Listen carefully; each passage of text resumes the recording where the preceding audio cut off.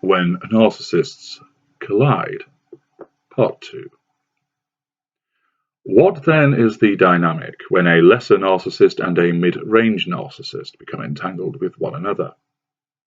Briefly, the lesser is categorized by a lower level of cognitive function, low control threshold on the ignited fury, reduced levels of charm, a narrower stable of manipulations, an often chaotic life in terms of relationships, work, addictions, and finance, and a greater propensity for physical violence. The mid-range narcissist is passive-aggressive, with increased charm and cognitive function compared to the lesser, less likely to use physical force, but instead rely on silent treatments and sulking, makes use of pity plays and seeks sympathy, turns to others for assistance in manipulating individuals, and has a wider range of manipulations to rely on. Again, neither of these individuals knows what they are, nor do they recognize their kind. How do these two types of narcissist interact with one another? As an overarching philosophy, the interaction of the lesser and the mid-ranger is one of cat and mouse. Both are in the fight for fuel, but have different tools to hand to achieve this. The lesser will be the agent provocateur, with the mid-ranger playing the hard-done-to individual, although he or she will unleash their passive-aggressive manipulations as they fight for fuel. Within the familial narcissistic dynamic, there is no seduction between the two as a consequence of the two individuals being brought together by reason of being related. Let us take the example of two adult sisters. The lesser will look to draw fuel from the mid-range narcissist by competing. The lesser is likely to be jealous of the mid-range, who may well be perceived as more accomplished and successful in terms of job, quality of home, social circle, and such like. The lesser will regard this success as an inherent criticism of the lesser, which will ignite her fury. She cannot help but lash out at her sister, and will do so by accusing her of having her nose stuck in the air, being Lady Muck, suggesting her achievements are not her own, but those of other people, and so forth. Anything in order to achieve the upper hand in the dynamic between the two.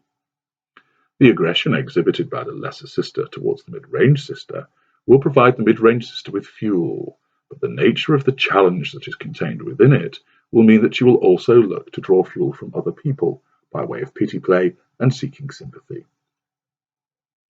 Thus, one can expect in the context of, say, a family gathering, the lesser will feel the need to verbally attack the mid-ranger, often with ad hominem insults such as, "You've put on more weight since the last time I saw you," or "I have a dress like that, it does not suit me either."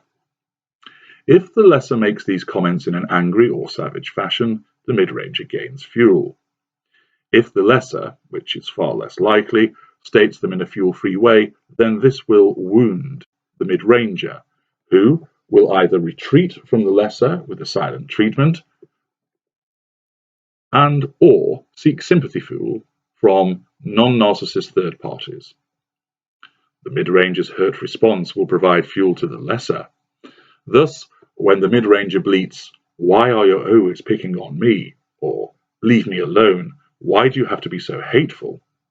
the lesser gains fuel. Should the mid-ranger respond with a silent treatment, then this does not provide the lesser sister with fuel, so she will pursue the mid-ranger, trying to break the silent treatment.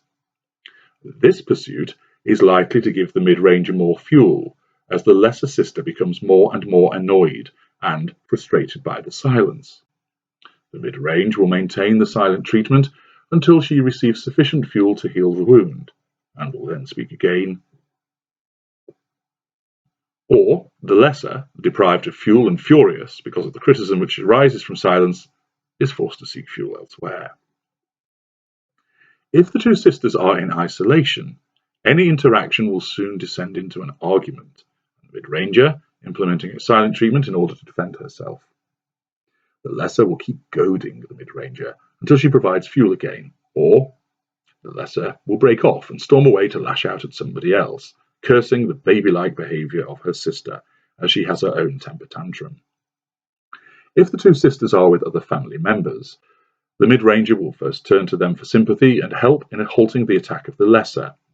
This is likely to descend into allegation, counter-allegation, and all manner of manipulations, as there is triangulation, blame-shifting, projection, and such like on an industrial scale. Either the mid-ranger will sit and sulk in silence or slink away, with the lesser continuing to goad. If this provoking behaviour does not yield results, then the lesser sister will turn to the other members of the family for the fuel that ought to have been provided by the mid-range sister. When the two narcissists are friends, an interesting dynamic will occur. The lesser will see the more successful mid-ranger as not only a fuel source, but also someone who can provide residual benefits and character traits. Thus, the lesser will be keen to seduce the mid-ranger as an inner circle friend. The mid-ranger will see the aggression of the lesser as useful in terms of securing this person as a lieutenant, and will aim to seduce the lesser to become an inner circle friend who is then used for the purposes of carrying out the dirty work of the mid-ranger. The lesser, once having seduced the mid-ranger, will look to use the passive mid-ranger for the purposes of borrowing money, being available when nobody else might be to go out, and generally extort the mid-ranger's assets. The mid-ranger will comply initially as part of his or her own seduction of the lesser. It is when the mid-ranger expects to cash in on their generosity that the problems begin. The mid-ranger will seek to manipulate the lesser to do things for him or her. The lesser may do so at first, but after a while, his sense of entitlement means that he expects to be given things by the mid-ranger and need not do anything in return. He will reject this attempt at control and do so in a manner which will give the mid-ranger fuel.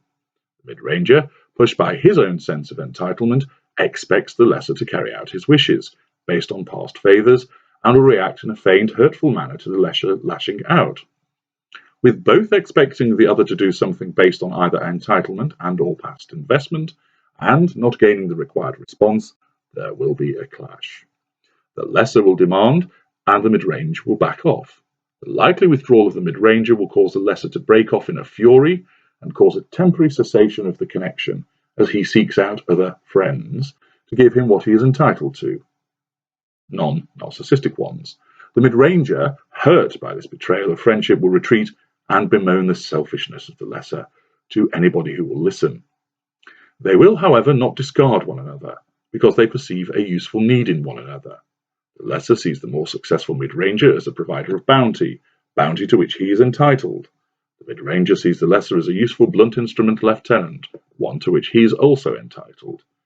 Unfortunately for them, their sense of entitlement will lead to them clashing, not bothering with one another after a flare-up, and then seeking one another out again, drawn by the lure of usefulness to one another. Of course, there is fuel to be gathered into the bargain, but it is not as extensive as when dealing with an empathic individual. Therefore, it is actually the residual benefits and character traits that are the main draw between the lesser and the mid-range narcissist in a social setting. Third parties will be dragged into their fallings out. The lesser will name-call the mid-range and attack verbally any other party who stands up for the mid-ranger. The mid-ranger will play the hard-done-to party to anybody who will listen and will manipulate them into trying to build a bridge, again, with the annoyed lesser. What about the situation where a lesser and a mid-range narcissist are drawn together through work? Again, this is a non-intimate scenario where there is a pre-existing connection between the two narcissists. Similar to the social setting described above, the two narcissists will be looking to the other for fuel, but, moreover, the sequestration of residual benefits.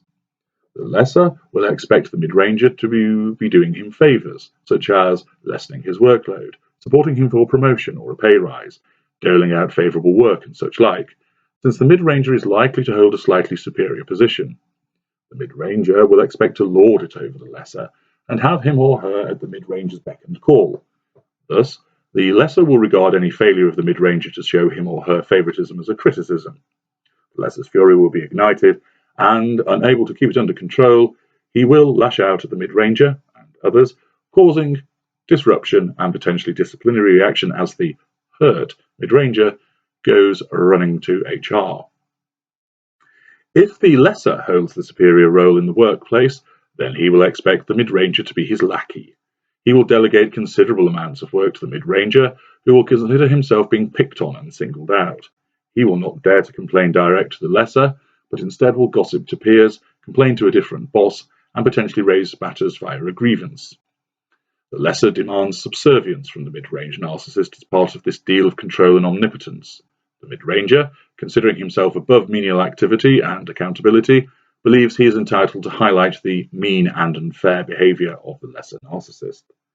The two will continue to churn out fuel for one another, with the lesser scathing attacks against the mid-ranger for daring to defy him, and with the mid-ranger responding by pleading with the lesser to leave him alone, or asking why he insists on making his life a misery.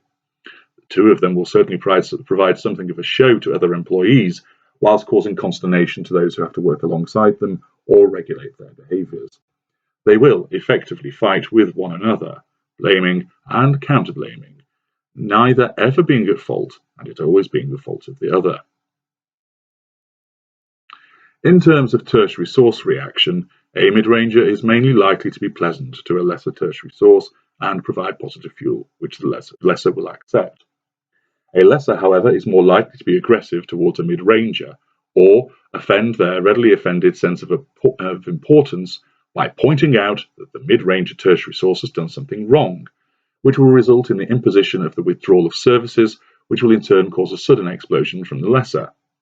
Any interaction will be short-lived and will either be the provision of positive fuel, mid-ranger to lesser, or a burst of negative fuel, lesser to mid-ranger. Finally, what is the dynamic between a lesser narcissist and a mid-range narcissist in the context of a romantic relationship? The lesser, being the least cognitively able, may well seek to seduce a mid-range narcissist. The mid-range will evidence some charm towards the lesser, which will certainly appeal to the lesser, who will press the seduction in order to try and secure the mid-ranger as an intimate partner primary source.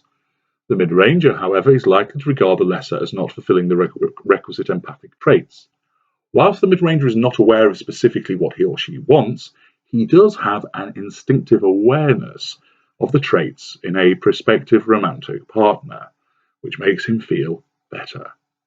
These will be absent in the lesser, because not only are the empathic traits absent, the lesser lacks the cunning and guile, and the energy and inclination to feign them to the degree which would satisfy the mid-ranger. Thus, unless the mid-ranger is desperate for a primary source, he or she is unlikely to complete the seduction of a lesser as an intimate partner primary source. The mid-ranger will look elsewhere and reject the overtures of the lesser, deeming them not to tick the right boxes. The lesser will not try to press the seduction, since this rejection by the mid-ranger will cause his fury to ignite as a consequence of the low control threshold. He will lash out at the mid-ranger and be forced to find a different primary source instead, rather than selecting another narcissist. Thus, in most cases, the lesser will flare up as his seduction is derailed, and the mid-ranger will train his or her sights elsewhere. Even if the lesser is in desperate straits to secure a primary source, he will not be able to ensnare the mid-ranger, who will find his or her own needs unmet. However, if the mid-ranger is the party which is desperate to find a primary source, they may settle for the lesser in such circumstances. Of course, the lesser will be content for this to happen, the increased level of charm and complementary behavior of the mid-ranger satisfying, at least to begin with, the lesser's need for fuel. There are also likely to be character traits and residual benefits which will suit the needs of the lesser. Thus, if the lesser is the desperate party, but the mid-ranger is not, then the lesser will be denied. If the mid-ranger is the desperate party and the lesser is or is not, then it is more likely that the two will form a romantic couple, securing the other as IPPS. In this scenario, the absence of sufficient positive fuel provision will soon surface. The bronze period behavior of the lesser will not suit the mid-range at all for his fuel needs. The selfishness and self-centeredness of the mid-ranger will not suit the lesser, and therefore devaluation will soon follow after seduction. However, this is where an interesting dynamic will occur, because it is actually in devaluation that the pair will meet one another's needs for fuel far longer than they did in seduction. The lesser, disappointed and indeed infuriated with the mid-ranger's poor positive fuel provision, will commence the devaluation. Being on the attack, her angry words, her fury, her nastiness will all be excellent fuel to the mid-ranger. He, of course, will not welcome the challenges made to him by the pointing finger of the lesser, but he cannot resist the tasty fuel which accompanies it. He will lap up the fuel provided by her, whilst responding with his own manipulations to keep the fuel flowing. He will blame shift, deny and deflect, and refuse to cooperate. He will roll out the pity plays, beg with the lesser to stop the hurtful behaviour, and so forth. All of which will be excellent fuel to the lesser. So she will continue with the machinations.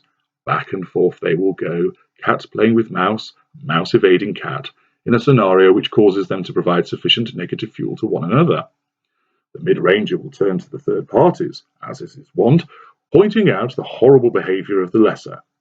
Such actions will be perceived as criticism by the lesser, and she will respond by further nasty behaviours, and also seeking out a new primary source, since devaluation is well on foot. Should the lesser locate this potential new primary source, news of his behaviour will reach the mid-ranger, either from third parties or from the less than subtle lesser herself, and this will wound the mid-ranger. He will flounce off in a silent treatment and look to find his own replacement primary source. The lesser will not respond to the silent treatment, but instead focus on the new primary source.